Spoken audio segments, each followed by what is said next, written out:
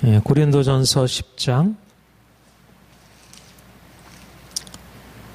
1절부터 13절까지 고린도전서 10장 1절부터 13절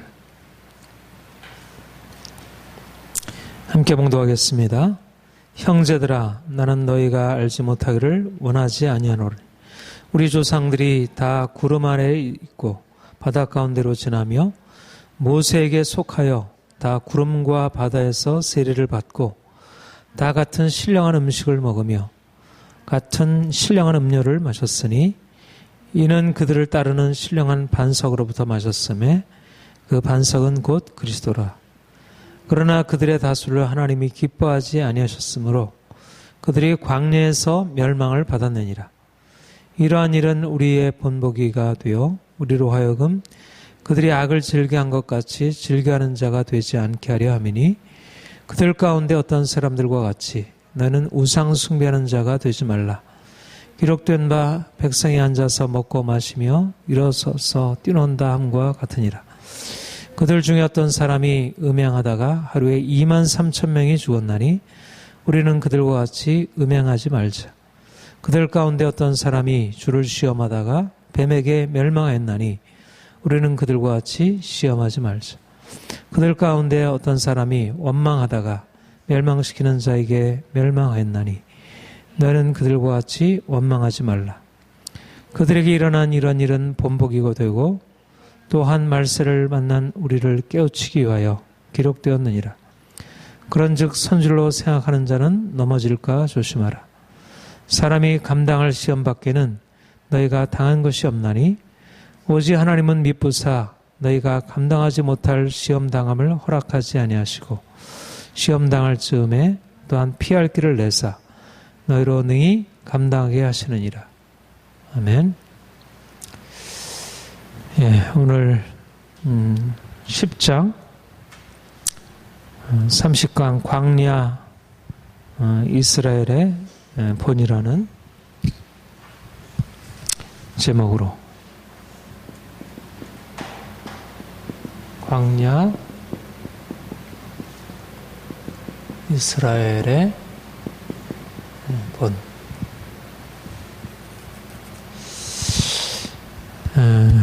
우리가 7, 8, 9장에서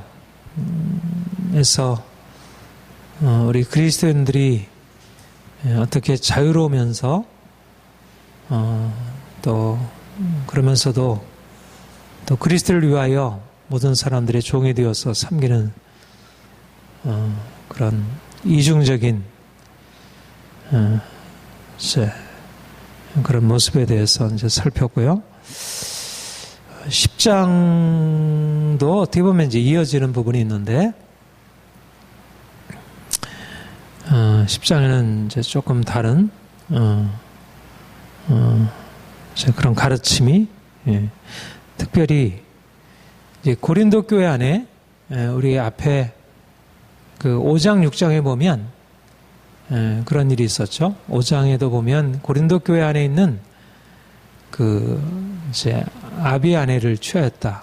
이제 그런 음행에 관한 일들이 나오고, 그 다음에 6장에는 서로 송사하는 일에 대해서 나오고, 그러니까 이제 고린도 교회 안에 여러 이제 고린도 교회 성도들이 그 이방 사회에서 살다가 이제 그 젖어 있었던 그런 옛 관습들, 옛 습관들을 벗어버리지 못하고 나타나는 그런 여러 가지 많은 이제 죄악들, 뭐 그런 것에 대해서 이제 이렇게 깨닫게 하는 것이 있는데 10장에 다시 이제 우상 숭배하는 문제를 이제 다루고 있습니다.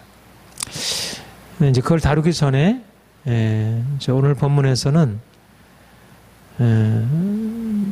과거 하나님께서 이스라엘 백성들을 애굽에서 이끌어내셔서 그들을 가나안 땅으로 인도하실 때 그들을 이제 광야를 통과하게 하셨는데 그 광야를 통과하는 과정 속에서 하나님이 행하신 일, 또 이스라엘 백성들이 하나님 앞에서 행한 일들을 이렇게 돌아보면서 거기에서 우리가 어떤 교훈을 찾아야 하는지, 광야 이스라엘의 그 여정 안에서 하나님이 행하신 일, 또 이스라엘 백성들의 실패, 그 안에서 이제 우리가 받아야 할 교훈이 무엇인지.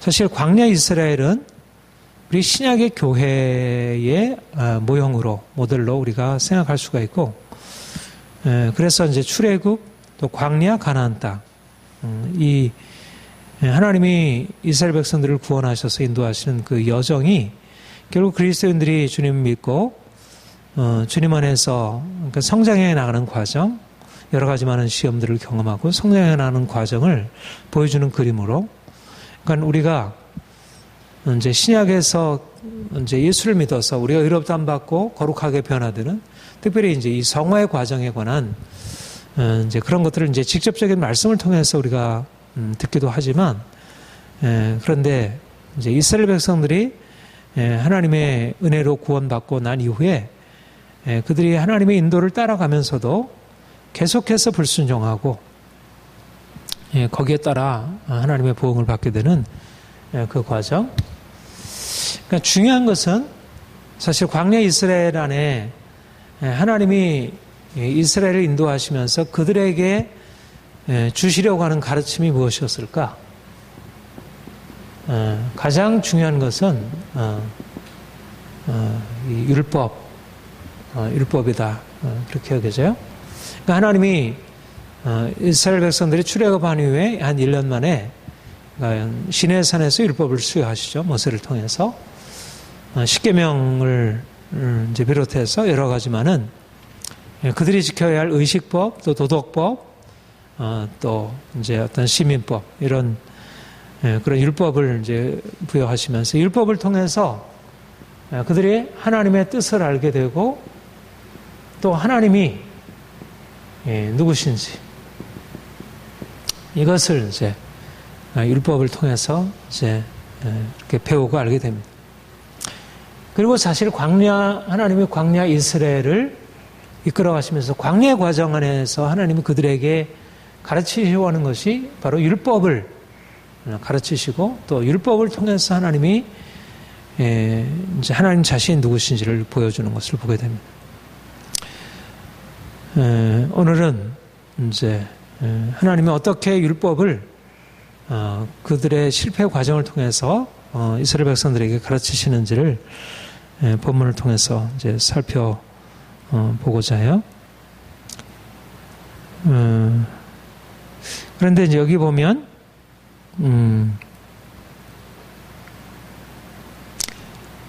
그 10장 1절부터 보면요, 형제들아 나는 너희가 알지 못하기를 원하지 아니하노니 우리 조상들이 다 구름 안에 있고 바다 가운데로 지나며 2, 3, 4절 우리가 같이 한번 읽어볼까요? 시작. 모세에게 속하여 다 구름과 바다에게 세를 받고 다 같은 신령한 음식을 먹으며 다 같은 신령한 음료를 마셨으니 이는 그들을 따르는 신령한 반석으로부터 마셨음에 그 반석은 곧 그리스도라. 이건 무슨 의미를 지니고 있는 것일까요? 여기에 보면 이스라엘 백성들이 홍해바다를 통과한 것을 뭐라고 얘기를 했냐면 모세에게 속하여 다 구름과 바다에서 세례를 받았다. 이렇게 얘기를 해요. 홍해 사건을 모세에게 속하여 세례를 받은 것으로, 또 다 같은 신령한 음식을 먹으며, 신령한 음식을 먹었다는 게 뭐를 말하겠어요? 만나 사건이겠죠. 만나, 메추라기도 있지만 이제 만나 사건, 이것을 신령한 음식을 먹은 것이라 그래요. 그 다음에 다 같은 신령한 음료를 마셨으니 뭘 말하겠습니까? 이건 이제 반석에서 나온 물을 말하고 있습니다. 이거를 신령한 음료다, 이렇게 얘기를 해요. 홍해 사건을 얘기를 하기를 모세에게 속하여 세례를 받은 것이다. 만나를 먹은 것은 신령한 음식을 먹었다. 반석에서 물을 마신 것은 신령한 음료를 마신 것이다. 그러면 홍해 사건 자체가 세례를 의미하고 만나가 그 자체가 신령한 음식이고 반석에서 나온 물이 그 자체의 신령한 음료라고 말하는 것일까? 그런 의미로 해석하기보다는 여기서 이렇게 해석하는 게 더 낫다고 할 수 있겠습니다.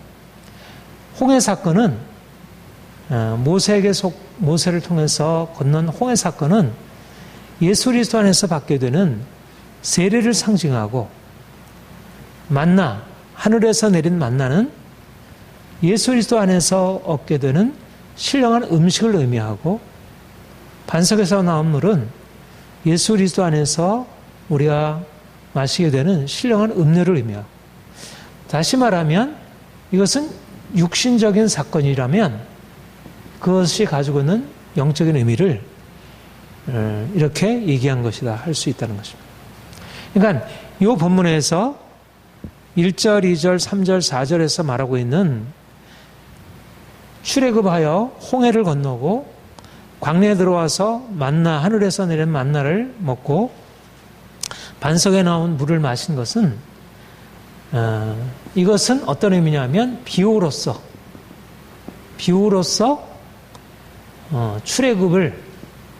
출애굽 사건, 출애굽과 광야를 이해하는 것으로. 그러니까 사도 바울이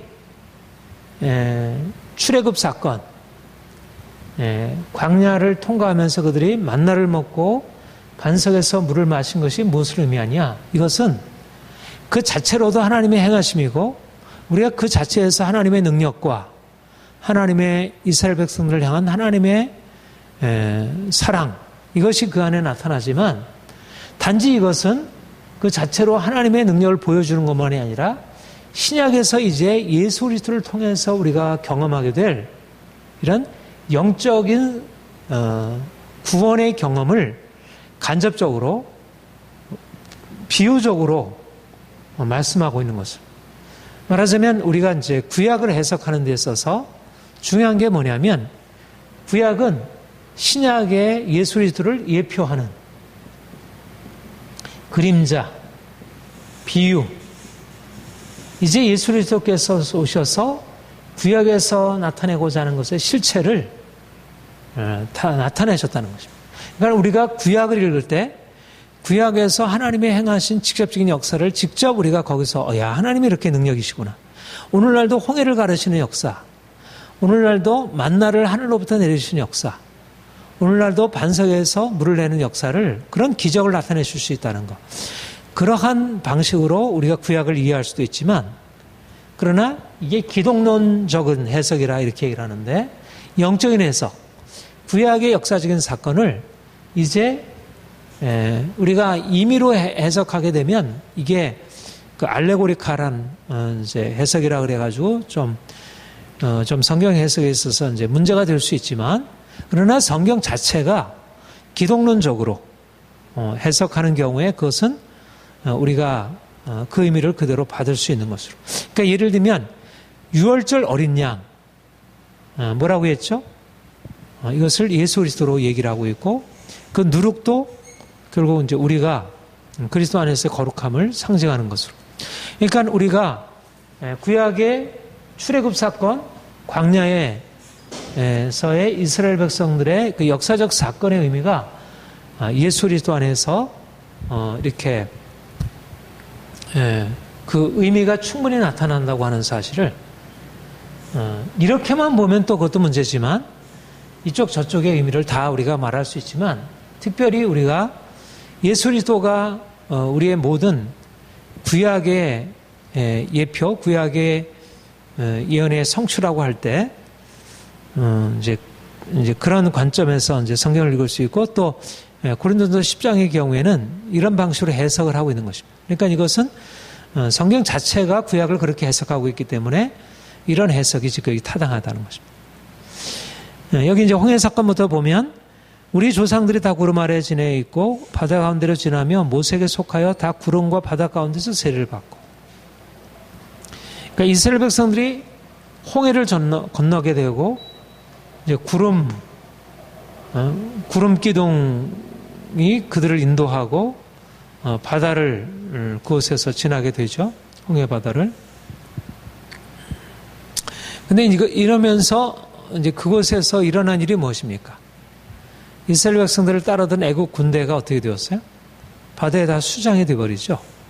그리고 이스라엘 백성들은 홍해를 건너서 이제 이제 광야로 들어오게 됩니다. 그러니까 애굽을 떠나가는 과정이 바로 홍해 사건, 첫 번째 애굽을 떠나게 되는 것이 바로 이제 이 홍해 사건을 통해서 결정적으로 단절이 되는 것입니다.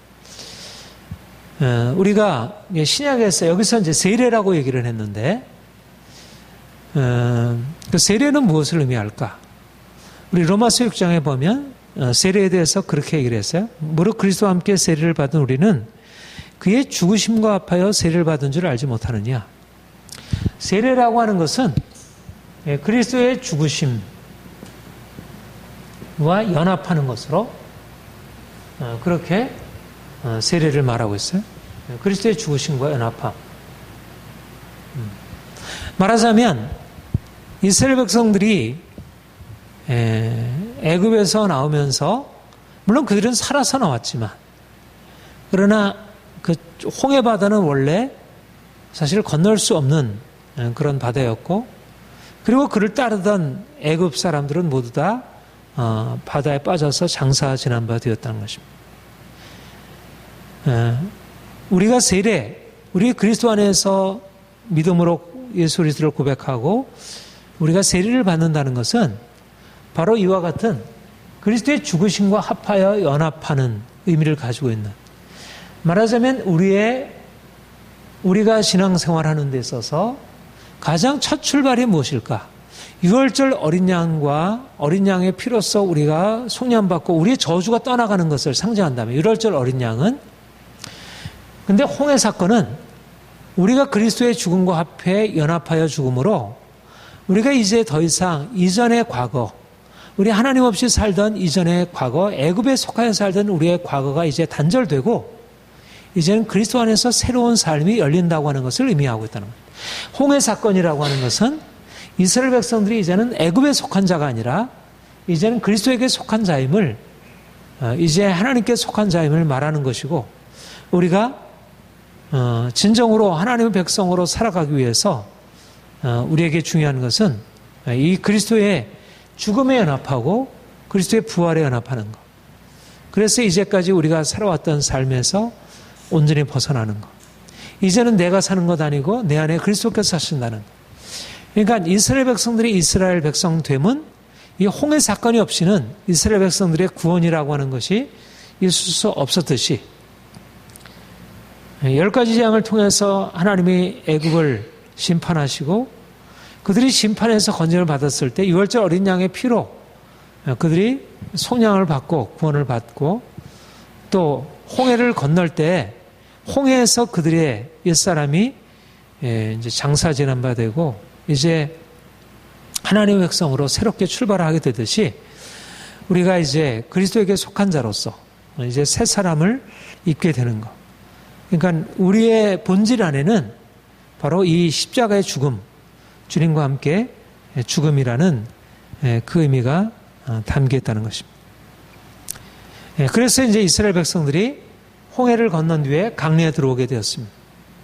근데 이제 광야에 들어와서 그들에게 먹을 것이 없다고 하나님께 원망했을 때 하나님이 하늘의 문을 여셔서 그들에게 만나를 먹이셨어요. 그런데 여기에 만나를 먹이셨을 때 그것을 뭐라고 얘기를 했냐면 그것은 신령한 음식을 상징하는 것이다. 결국 만나를 이스라엘 백성들이 광야에서 먹게 된 것은 우리가 이제 예수 그리스도 안에서 그리스도와 연합함으로, 이것도 이제 그리스도와 연합함을 말한다면 신령한 음식, 말하자면 그리스도 자신이 생명의 떡. 요한복음 6장 32절 33절에 보면 주님이 자신을 따르는 무리에게 이렇게 말씀하셨어요. 내가 진실로 진실로 너에게 이르노니 모세가 너에게 하늘로부터 떡을 준 것이 아니라 내 아버지께서 너에게 하늘로부터 참떡을 주시나니 하나님의 떡은 하늘에서 내려 세상에 생명을 주시는 것이니라. 여기에 모세가 준 만나와 여기는 만나가 신령한 음식을 예표한다 이렇게 얘기를 했다면 요한복음 6장 22절 23절은 뭐라고 얘기했냐면 모세가 준 만나는 이 땅의 음식이었다면 나는 하늘에서 와서 하늘의 생명의 떡을 너에게 주는 자다. 내가 바로 생명의 떡이다. 나를 먹는 자는 영원히 살 것이다. 이렇게 말씀하셔요. 그러니까 중요한 것은 이스라엘 백성들이 모세를 통해서 하늘로부터 내려온 만나를 먹었지만 그들은 영생에 이르는 축복에는 이르지 못한 것이죠.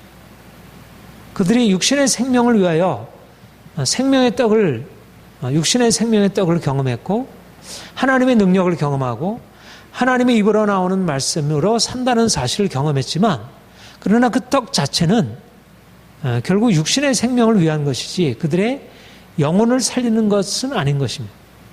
그런데 이제 그리스도께서 우리에게 오셔서 육신의 만나가 아니라 우리의 육신을 살려주는 만나가 아니라 하늘의 신령한 음식으로 우리에게 자신을 내어주심으로 그 음식으로 예수님의 십자가로 죽음을 당하시고 그 살을 우리의 음식으로 내어주신 것입니다. 그래서 우리가 광야에서 이스라엘 백성들이 만나를 먹음으로 그들의 삶을 유지했다면 이제 우리가 광야와 같은 이 세상을 살아가는 동안 이제 예수 그리스도 생명의 떡이신 그리스도가 우리에게 신령한 양식이 되어서 신령한 음식이 되어서 우리가 날마다 그분을 먹고 그분 안에서 생명을 누리고 살아가는 것. 이게 말하자면 풍성한 우리가 살아가는 삶에 있어서 풍성한 생명을 누리고 살아가는 것. 우리가 광야와 같은 인생을 살아갈지라도 아무리 고난이 있을지라도 우리가 이 지상에서 살아가는 동안 풍성한 생명을 살아갈 수 있는 것은 생명의 만나 되신 주님, 생명의 떡이 되신 주님이 우리의 신령한 음식이 되어서 우리가 그분을 먹고 우리가 그분으로 더불어 먹고 그분을 우리의 떡으로 먹고 마시는 것. 그래야 우리에게 그러니까 날마다 그러니까 이현재 우리가 처음에 세례 사건도 그리스도의 연합이라고 그랬죠. 말하자면 세례도 홍해 사건도 그리스도의 연합을 상징하고 그들의 만나를 먹은 것도 그리스도의 연합을 상징하고 우리가 날마다 예수 그리스도를 믿음으로 그분이 우리의 양식이 되어지도록 우리의 삶에 필요들이 많이 있지만 우리의 육신의 양식이 필요하고 우리의 지적인 양식이 필요하고 우리의 정서적인 양식이 필요하지만 그러나 어떤 지상의 양식보다 더 풍성한 하늘의 양식을 우리가 먹고 마시는 것. 이것이 바로 날마다 우리가 그리스도 안에서 그리스도를 누리고 살아가는 것. 이게 우리의 광야 인생에 있어서 우리가 살아가야 할 삶의 길인 것입니다. 그리고 신령한 음료를 마셨으니 이는 그들을 따르는 신령한 반석으로부터 마셨으며 이 반석은 곧 그리스도라. 그러니까 이 반석이 바로 그리스도라. 그리스도로부터 나오는 그 생명의 물을 상징하는 것이 바로 여기에 반석에서 나온 물. 반석은 그리스도를 상징하고 반석에서 나온 물은 그에게서 나오는 생명수를 말하는 것으로. 예수님께서 그렇게 말씀하셨어요. 요한복음 7장 37절 38절에 보면 누구든지 목마르거든 내려와서 마시라. 나를 믿는 자는 성경에 이른 것 같이 그 배에서 생수의 강이 흘러나리라. 주님 자신이 생명의 떡이 되심을 말씀하시고 그가 생명의 물이 되심을 말씀하셔서 우리가 그를 믿음으로 우리 안에 생수의 강이 넘쳐나게 되는 다시는 목마르지 아니한 이제 수가성 여인이 사마리아 수가성 여인이 이제 물을 길러 왔다가 예수님께서 그에게 하신 말씀이 이 물을 먹는 자는 다시 목마르냐기와 내가 주는 물을 먹는 자는 영원토록 목마르지 아니하니 그 배에서 솟아나 마르지 아니하는 샘이 되리라. 그렇게 이제 말씀하셨죠. 그러니까 우리가 신령한 음식 되신 예수 그리스도, 신령한 음료가 되신 예수 그리스도, 우리가 그분을 먹고 마시는 것, 우리가 날마다 그분과 연합해서 그분으로 살아가는 것, 우리가 이 세상에서 사람들이 사실은 우리가 이제 이게 굉장히 중요하죠. 사실은 오늘날의 사람들의 관점은 육신의 양식, 육신의 먹고 마시는 것, 무엇을 먹을까, 입을까, 마실까. 인생의 모든 관점이 육신에게 속해 있는 것입니다.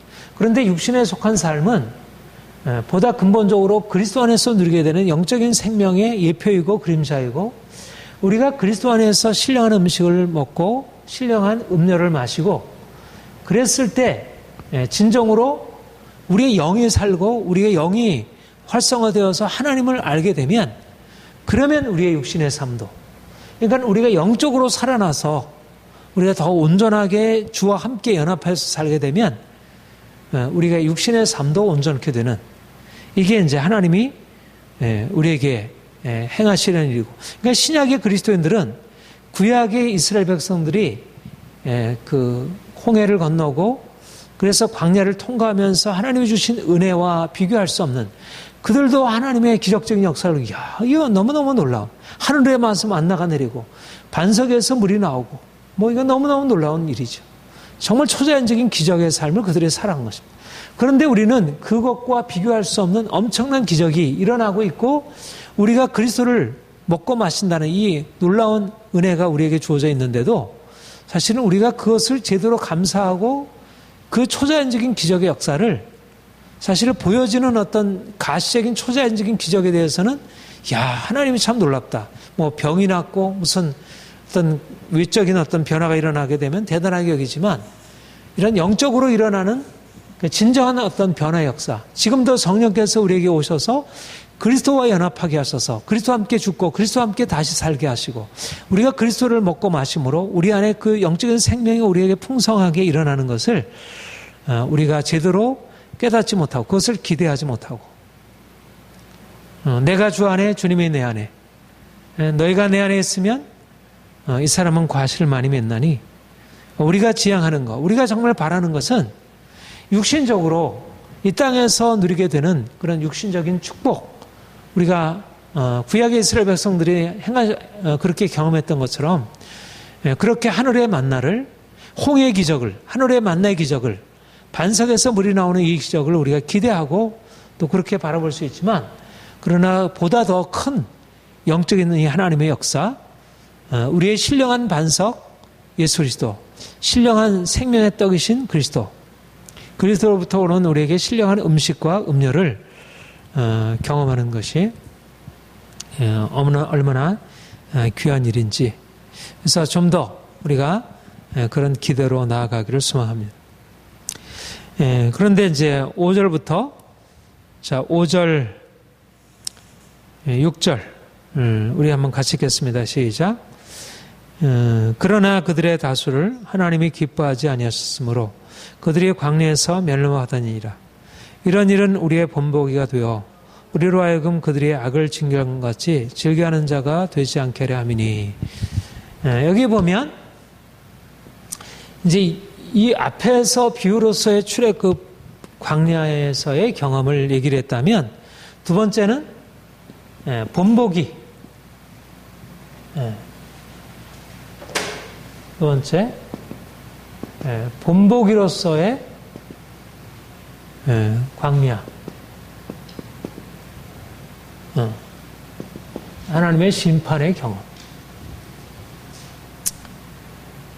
그러니까 구약에서 하나님이 홍해 사건, 만나 사건, 반석에서 물이 나오는 사건을 통해서 영적인 의미를 드러내시지만, 또 실제적으로 그들의 역사, 이스라엘 백성들의 역사적인 과정. 사실 우리가 전에 구약 이스라엘의 역사를 이렇게 보면서 하나님의 구약 이스라엘의 역사를 통해서 어떻게 우리에게 실질적인 교훈을 주시는지, 그러니까 이것은 좀 더 상징적인 의미라고 한다면, 역사적인 과정은 역사의 사건, 역사적인 사건을 가지고 통해서 의미를 의미를 얻게 되는 것이죠. 우리가 역사를 공부하는 목적, 우리가 이제 뭐 구약 이스라엘 백성들의 역사를 볼 때도 그렇고, 또 우리나라 세계사의 역사를 볼 때 역사적인 사건 그 자체도 중요하지만, 그러나 더 중요한 의미는 뭡니까? 역사적인 사건 그 자체보다는 그 사건이 가지고 있는 의미를 해석하는 게 중요하지. 특별히 우리가 구약의 역사를 그냥 하나의 정치적인 의미, 뭐 어떤 원인 때문에 뭐 이스라엘 백성들에게 무슨 일이 일어났고 그것은 이런 원인이 있었고 이런 결과를 가지고 나왔다. 그것의 의의는 이 정도다. 이렇게 역사를 해석하지 않고 그 역사적인 사건 안에는 그야말로 영적인 의미가 들어있고, 이 영적인 의미는 하나님이 역사의 주관자, 그리고 역사라고 하는 것은 말하자면 하나님과 이스라엘 백성들 상호 간의 어떤 관계, 상호작용, 그거를 보여주는 것입니다. 그러니까 일반적인 역사에서 해석과 구약에서의 역사 해석이 그런 구속의 역사의 개념이 다른 것이죠. 그러니까 우리가 일반 역사들도 어떻게 보면 구약의 역사 해석의 의미를 가지고 일반 역사들을 볼 수 있지만, 특별히 이제 성경 역사를 통해서 하나님이 이제 무엇인가를 가르쳐 주시려고 하신 거예요. 그러니까 구약 이스라엘 백성들에게도 그 역사적인 사건을 가르치려 하셨고, 그리고 여기 본문에 뭐라고 했냐면, 이런 일은 우리의 본보기가 돼요. 이 역사를 우리가 기록한 목적, 하나님이 왜 모세를 통해서 이런 출애굽의 역사를 기록하게 하셨을까? 왜 하나님께서 그런 열왕기 상하나 역대기 상하 이런 역사적인 기록을 왜 남기게 하셨을까? 그 기록의 목적 또는 그것을 읽는 목적 무엇입니까? 그 안에서 본보기를 찾으라는 거예요. 본보기. 교훈을 찾으라는 거예요. 보여줘. 오늘날은 사실상 이런 본보기로서 역사를 이해하는 관점이 많이 사라지게 되었습니다. 그런데 사실은 우리가 성경의 역사도 그렇고 일반 역사 안에서도 사실 역사의 가장 중요한 것은 그 의미고, 그 의미라고 하는 것은 다시 말하면 오늘날 우리를 위해서 그것이 어떤 것을 말하고 있는가, 거기서 어떤 기운을 얻을 수 있을까. 그러니까 단지 역사적인 사실들에 대해서 누가 언제 무엇을 어떻게 무슨 일을 했고 그것을 통해서 무슨 일이 일어났다, 이렇게 해서 우리가 역사적인 사건을 아는 것에 그치는 게 아니라 그 안에서 하나님이 무엇을 하셨으며 그 안에서 이스라엘 백성들이 어떻게 잘하고 잘못했는지 이것을 보고, 그래서 하나님의 어떤 이스라엘 백성들 향한 하나님의 어떤 구속의 은총에 대해서 우리가 발견할 수 있고, 또 거기 이제 중요한 게 뭐죠? 관계가 무슨 관계입니까? 언약 관계잖아요. 하나님과 이스라엘 백성이 언약 관계를 맺으시고 하나님이 언약을 지키시고, 그런데 이스라엘 백성들은 하나님의 언약을 배반하고, 그래서 언약을 배반한 것으로 말미암아 그들이 대가를 지불하게 되죠. 그러니까 중요한 것은 뭐냐면, 이 교훈이라고 하는 것은 우리가 처음 얘기를 했지만 하나님이 주신 율법이라고 하는, 이게 말하자면 언약적인 언약 관계 안에서 하나님이 행하시고 있는 것, 하나님이 베푸신 은혜와 또 이스라엘 백성이 마땅히 해야 할 의무, 그것을 여기서 이제 말씀하고 있어요. 그러니까 우리는 구약 이스라엘 백성의 역사를 통해서 교훈, 하나님이 자기 백성들을 위해서 이렇게 축복하시라는 거예요. 하나님의 계획, 또 하나님이 역사를 이끌어가는 그분의 방식, 그리고 무엇보다도 하나님의 백성들의 마땅히 해야 할 의무, 그들이 축복을 받는 길, 그리고 왜 그들이 그런 여러 가지 많은 고통을 당했는지. 그러니까 이거는 너무나 중요한 교훈이죠. 그러니까 우리의 삶 가운데서 사실은 하나님이 우리의 삶을 주관하시고 다스려 이끌어 가시는데, 하나님이 우리 인생을 어떻게 이끌어 가시는지 그 하나님의 계획과 그 방식에 대해서 깨닫지 못하고 우리가 또 마땅히 어떻게 해야 될지를 잘 알지 못하게 되면 지금 우리의 삶 가운데 일어나는 일들을 제대로 해석하지 못하고 엉뚱하게 지금 내가 가지고 있는 여러 가지 많은 공경들이 왜 일어났는지, 내가 무엇을 잘못했는지, 그러니까 어떻게 해석하느냐에 따라서 그 다른 처방이 일어나게 되잖아요. 그러니까 결국 우리가 역사를 우리가 공부하는 목적은 과거의 실패를 더 이상 되풀이하지 않고 보다 나은 미래를 열어가기 위함인데, 특별히 우리가 영적인 관점에서 이제 오늘날 우리가 살아가는 삶에 있어서 어떻게 살아가면 좋을까? 우리가 보다 나은 삶을 어떻게 살아가는가에 있어서 이제 하나님이 과거 이스라엘 백성들의 출애굽, 그 다음에 광야를 인도하시는 그 과정 안에서 일하신 것을 통하여 하나님이 누구시며 이스라엘 백성들이 어떻게 했어야 하는지를 거기서 발견하게 되는 것입니다. 여기서 이제 우리가 그런데 이제 하나님이 역사를 이끌어가는 가장 주된 원리가 뭡니까? 그거는 율법에서 말하는 게 뭐냐면 하나님의 정의라고 했습니다. 우리가 이제 구약할 때도 이 부분을 분명히 했지만 하나님은 행한 대로 심판하신다는 분.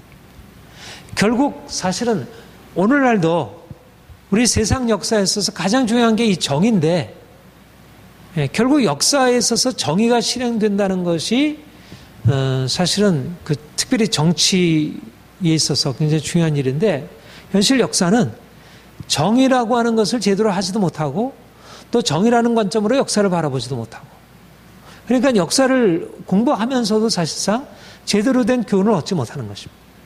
그런데 우리가 구약의 역사적인 과정을 통해서 보는 것이 그렇고, 율법, 말하자면 역사 해석의 가장 핵심은 뭐냐면 율법에서 말하는 하나님의 정의, 이게 역사의 의미라는 것입니다. 그리고 이것은 단지 구약 이스라엘의 역사를 해석하는 원리일 뿐만 아니라 이거는 모든 세속의 역사를 해석하는 원리이기도 하다는 것입니다. 굉장히 중요한 것입니다. 그러니까 우리가 구약의 역사를 제대로 알게 되고 구약을 통해서 인생의 복을 받으려면 이렇게 해야 되는 거구나. 그러니까 유대인들이 왜 그렇게 뛰어난 민족이 되었는가? 말하자면 율법을 통해서 하나님의 정의라고 하는 역사 진행의 원리를 그들이 배워서 그들이 자신들이 지금 비록 고통을 당하고 있지만 자신들에게 반드시 복이 오리라고 하는 그 길로 나간 것입니다. 그것이 바로 유대인들에게 있어서 오늘날 성공적인 민족이 되게 했던.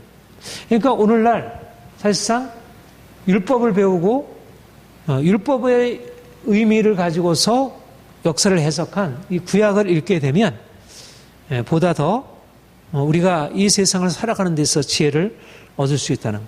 여기 보면 그래서 이제 이렇게 얘기를 했어요. 자, 이제 같이 읽어볼까요? 그래서 이제 그들과 같이 본보기가 되어 그들이 악을 징계한 같이 즐겨하는 자가 되지 않게 하라면. 그러니까 무슨 말이냐면 그들이 악을 행함으로 하나님께 심판을 받은 거예요. 그러니까 하나님의 정의가 시행이 된 것이죠. 율법에 그렇게 말씀하셨고 그리고 그 말씀대로 그들에게 심판이 임한 것입니다. 그러니까 우리가 율법을 알고 또 율법대로 하나님께서 이스라엘 백성들을 이끌어 가신 그 과정을 알게 되면 악을 행해서는 안 되는구나. 악을 행했다가는 크게 우리가 당할 수밖에 없구나. 이런 어떤 교훈을 얻게 되죠. 자, 7절부터 우리 10절까지 우리 같이 읽겠습니다. 시작. 그들 가운데 어떤 사람과 같이 너는 우상 숭배하는 자가 되지 말라. 기록된 바 백성이 앉아서 먹고 마시며 일어나서 뛰논다 한 것 같으니라. 그들 중에 어떤 사람이 음행하다가 하루에 23,000명이 죽었나니 우리는 그들과 같이 음행하지 말자. 그들 가운데 어떤 사람은 주를 시험하다가 뱀에게 멸망하였나니 우리는 그들과 같이 시험하지 말자. 그들 가운데 어떤 사람들이 원망하다가 멸망시키는 자에게 멸망하였나니 너는 그들과 같이 원망하지 말라. 네 가지 사건, 이제 광야의 사건이 사실은 이보다 더 많이 있지만 그 중에 네 가지를 이렇게 간추려서 얘기를 하고 있어요. 7절에서는 우상숭배, 금송아지 사건이죠. 아론이 백성들이 모세가 안 온다고 요동하게 되니까 백성들을 위해서 이제 금 가락지를 가져오라고 해가지고 금송아지를 만들고 우상숭배한 사건이 나오고, 그 다음에 8절은 뭐죠? 음행 사건. 이거는 어디 사건이죠? 23,000명이 멸망. 이것은 그 가나안 땅에 들어가기 전에 모압 사건이죠. 모압. 발람의 꾀에 빠져가지고 이제 발락이 그 제사에다 이스라엘 백성들을 이제 초청하게 되고 거기서 음행이 일어나게 되어서 하나님의 심판이 연병이라는 심판이 있었고요. 그다음에 9절은 뭐죠? 유명한 노뱀 사건입니다. 노뱀 사건. 그들이 원망하다가 뱀에 물려 불뱀에 물려서 이제 죽어갔을 때 노뱀을 장대에 달아서 그들이 살아나게 된 그런 이제 불뱀에 물린 사건이고, 10절은 어떤 사람들이 원망하다 멸망시키는 이 하늘에서 불이 내려. 그러니까 두 가지는, 하나는 첫 번째는 우상숭배, 두 번째는 음행, 세 번째, 네 번째는 원망하다가 일어나는 사건입니다. 모두 다 무슨 일입니까? 그들이 악을 행함으로, 공통된 게 뭐야? 악을 행함으로 하나님의 심판, 진노를 받게, 멸망을 받게 되었다. 그러니까 율법에서 말하자면, 율법에서 말하는 것은 하나님이 선을 행하는 자들에게 하나님이 복을 주시고 악을 행하는 자를 심판하시겠다. 그런데 이스라엘 백성들의 역사를 통해서 하나님께서 그들이 선을 행함으로 복을 받은 것들도 때때로 기록하고 있지만, 대부분 기록하고 있는 내용들이 뭐냐면 그들이 악을 받음으로 하나님의 진노의 심판으로 멸망당한 것을 기록하고 있습니다. 그래서 이것이 바로 구약 이스라엘 백성들의 역사에서 나타난 바이고, 그래서 이거를 어떻게 얘기를 하고 있어요? 반복적으로 얘기하고 있는 게 뭐냐면 7절에 그들 가운데 어떤 사람같이 너희는 우상 숭배하는 자가 되지 말라. 8절에 우리는 그들과 같이 음행하는 자 되지 말자. 9절에 우리는 그들과 같이 시험하지 말자. 10절에 너희는 그들과 같이 원망하지 말자. 그래서 11절 같이 읽어볼까요? 시작. 그들에게 일어난 이런 일은 본보기가 되고 또한 우리 말세를 만난 우리를 깨우치기 위하여 기록되었느니라. 다시 한번 6절의 말씀을 다시 한번 얘기를 하고 있죠. 그러니까 이들이 악을 행하다가 심판을 당하게 되었다. 이게 하나님의 원리라는, 하나님의 공식이라는 것입니다. 악을 행하면 반드시 심판을 받게 된다는 하나님의 공식이 있고, 그 공식이 바로 여기서 나타나겠다고 얘기를 한 것이에요. 그러니까 어떻게 해야 되겠습니까? 악을 행해서는 안 되는 것이 당연하게. 그러니까 하나님이 분명히 율법에서 그렇게 원리를 선포하셨고 이스라엘 백성의 역사가 그것을 실증적으로 예증해 주는 것입니다. 그러므로 당연하게 논리적인 규결이 뭐냐면, 당연하게 우리가 하나님께서 율법에 따라서 그렇게 백성들을 악에 대해서 심판하신다면 왜 우리가 악을 행했는가? 다 우리가 하나님의 복을 받기를 원한다면 악을 행해서는 안 되는 것이지. 우리가 이 본보기를, 그러니까 말하자면 그 야고보서에서 그렇게 얘기를 했죠. 거울이 되었다 그랬어요. 율법의 말씀이 거울이 되었다. 이 거울입니다. 거울. 거울이 되고 본보기가 된 거예요. 그러니까 우리가 구약을 읽을 때, 율법의 말씀을 읽고 역사를 읽을 때 우리가 하나님께서 원리를 우리에게 제공해 주고 원리가 실제적으로 적용된 진리를 우리에게 제공해 주었는데, 그것을 듣고 들으면서도 거기에 대해서 여전히 악을 행하고 여전히 율법을 거스려 행하고 하나님 없이 우상 숭배하고 음행하고 원망하고 그렇게 행하게 되면 이건 얼마나 어리석은 일입니까? 원리가 있는데도 원리를 따라, 말하자면 내가 술 마시고 내가 마음껏 몸을 사용하다가는 건강 망친다. 이 과학적인 원리를 알면서도 들으면서도 거기에 따르지 않고 몸을 함부로 이렇게 하게 되면 얼마나 어리석은 인생이에요.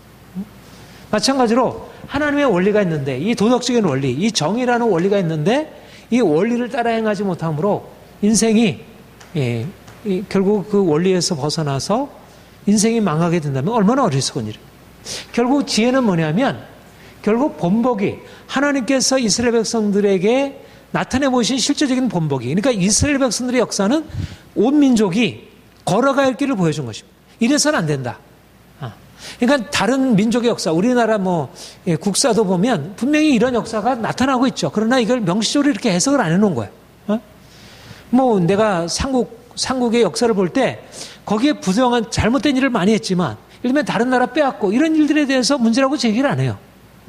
뭐 영토 확장, 광개토대왕이 영토 확정하고 장수왕이 영토 확정하고 진흥왕이 영토 확정하고 그거 우리 잘했다 이렇게 하지 그것이 뭐 옳고 그름에 대해서 판단을 하지 않아.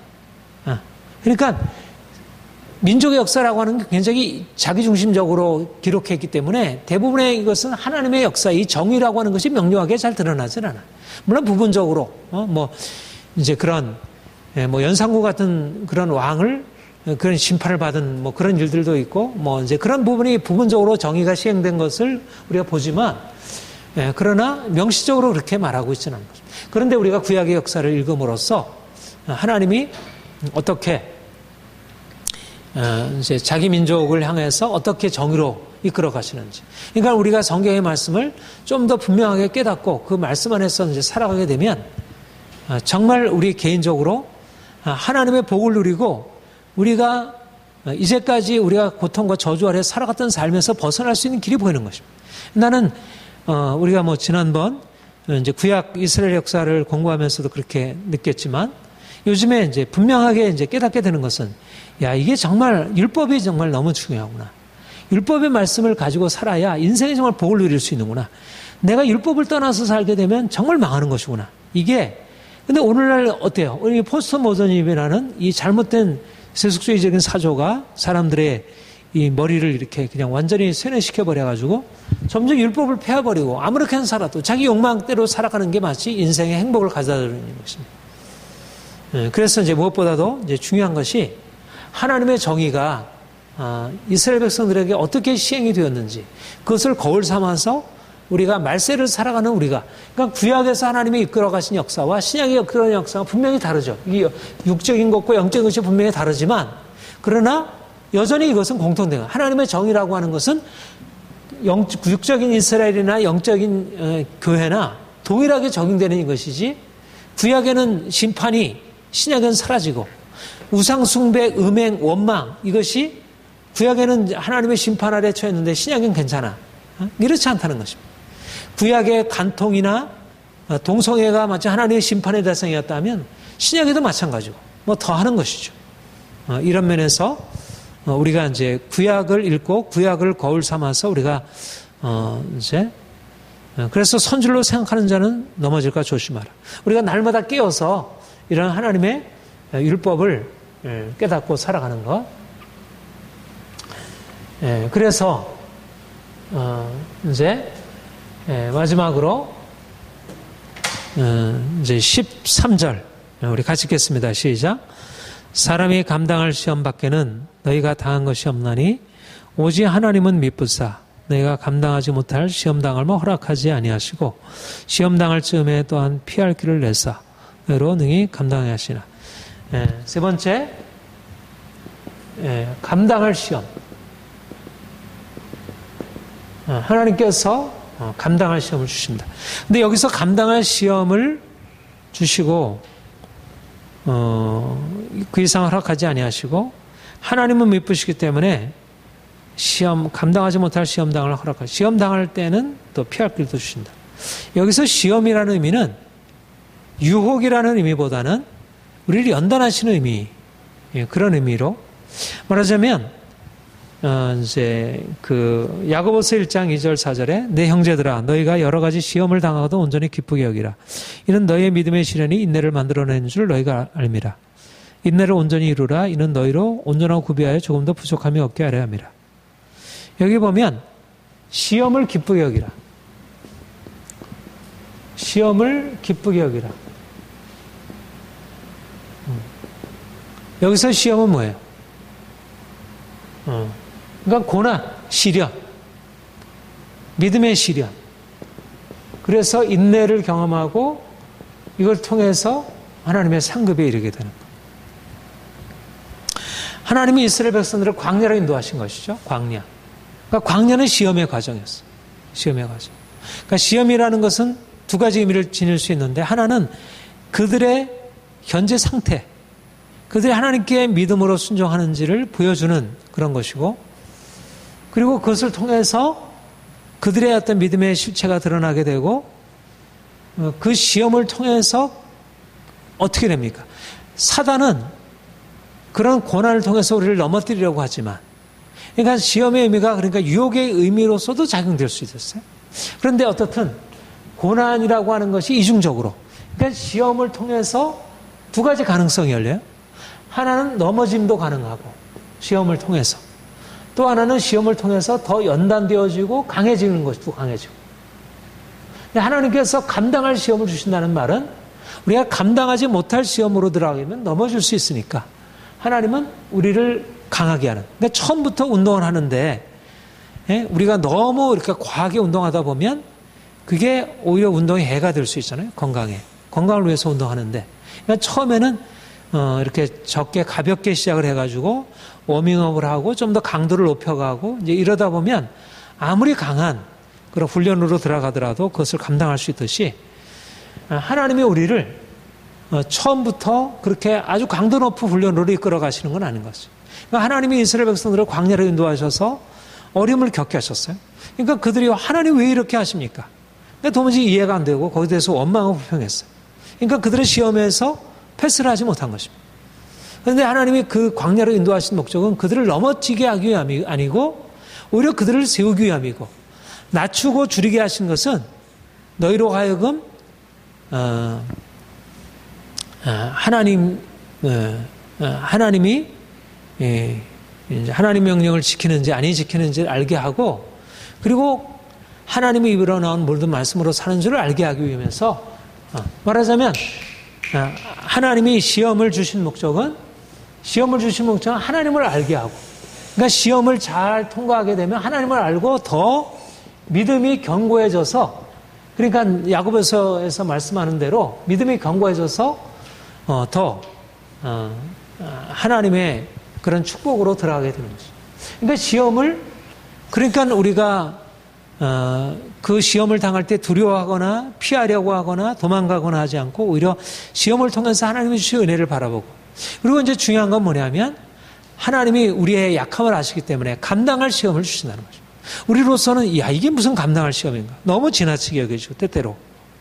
사실 이스라엘 백성들에게 40년 동안의 그 광야 생활이라는 것은 감당할 시험이라고 보기에는 너무 지나친 것으로, 우리도 사실은 우리의 삶에서 당하는 고난, 이게 왜 이렇게 안 끝날까, 너무 답답하게 여겨지고 그렇게 여겨지지만, 그러나 하나님 편에서 볼 때는 감당할 시험이다. 그리고 우리가 영적으로 바라보게 되면 우리로서는 너무 지나친 것 같아 보이는데, 영적으로 바라보게 되면 오히려 그것은 쉬운 것이라는 거죠. 주님이 말씀하시면 수고하고 무거운 자들아 다 내게로 오라. 내가 너희를 편히 쉬게 하리라. 내 짐은 어떻고? 쉽고 가볍고, 내 멍에는 쉽고 내 짐은 가벼움이라 말씀하죠. 분명히 주님의 십자가 지고 따라오라 그랬어요. 십자가가 어떻게 가벼울 수 있겠습니까? 어떻게 주님의 멍에가 어떻게 가벼울 수 있겠어요? 가벼운 것이 아닙니다. 현실적으로 보자면 결코 가벼운 것이 아니고 감당할 만한 것이 아닌 거예요. 그러니까 사람들이 너무합니다. 하나님, 왜 나에게 이런 일이 있습니까? 그래서 원망하고 불평하게 되죠. 그런데 영적으로 주님을 정말, 그래서 이제 신령한 음식과 신령한 음료가 그게 필요한 거예요. 그러니까 그게 우리에게 주어져야, 하늘에 이런 공급이 주어져야 이게 가벼운 것이 되고 감당할 만한 것이 되지, 그런 하늘의 영적인 것이 공급이 되지 못하면 이게 너무 지나친 것입니다. 그러니까 사람들이 못 살겠다, 애굽으로 돌아가자, 이렇게 되는 것이죠. 그런데 하나님이 감당하지 못할 것을 주신 게 아니라 그들이 하나님의 어떤 공급을 받아들이지 않았기 때문에 감당하지 못할 것이라고 돌아가려고 했던 거예요. 그러니까 원망하고 불평하고 뭔가 이렇게 자기 방식으로 하게 되면 너무 이것은 고되고 도무지 인간적으로는 비현실적으로 감당할 수 없는 것입니다. 그런데 영적으로 바라보게 되면 넉넉히 감당할 수 있는, 넉넉히 이기느니라. 내가 도살량같이 여김을 받았나이다 한 것 같으니라. 그러나 넉넉히 이기느니라. 사도 바울이 뭐라고 얘기를 했냐면, 이제 그렇게 얘기를 하죠. 고린도후서 4장 그 17절에 우리가 잠시 받는 환난에 경한 것이 지극히고 영원한 영광에 중한 것을 이루게 함이니. 뭐라고 얘기냐면 환난, 시험이 환난인데 경한 거라는 거예요. 잠시 받는 거라는 거예요. 그리고 영광에 중한 것이라는 거예요. 경한 것, 가벼운 것, 무거운 것. 하나님의 영광이 무겁고 우리가 당하는 환난은 가벼운 거라는 거예요. 감당할 만한 거라는 거예요. 충분히 감당할 만한 거예요.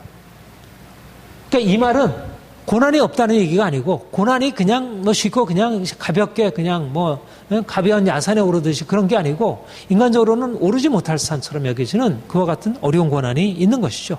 그런데 주님 안에서 주님이 우리 안에 계시고 성령께서 우리 안에 역사하시기 때문에 이것이 넉넉히 감당할 수 있는 그런 고난의 의미로 다가온다.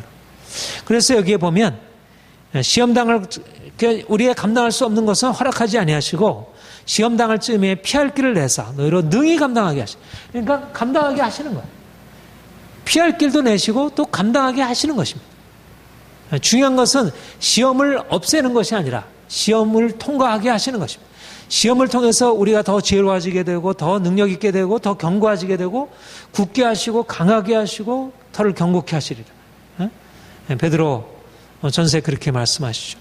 그러니까 하나님이 광야 이스라엘 백성들의 역사를 통해서 그들에게 주신 이 세 가지 의미, 하나는 광야 이스라엘이 바로 예수 그리스도의 그 영적인 그리스도와의 연합을 상징하고 있다는 것.